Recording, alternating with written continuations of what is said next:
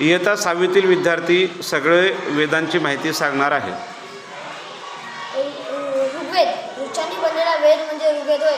ऋग्वेदात देवतांची स्तुती करण्याची माहिती आहे. यजुर्वेद, यजुर्वेदात यज्ञात म्हटले जाणारे मंत्र यांचे पठण आहे.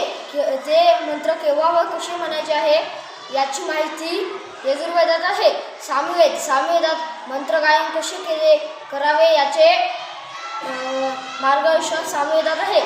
अथर्ववेद, अथर्ववेदांच्या संहितेला अथर्व ऋषींचे नाव देण्यात आले.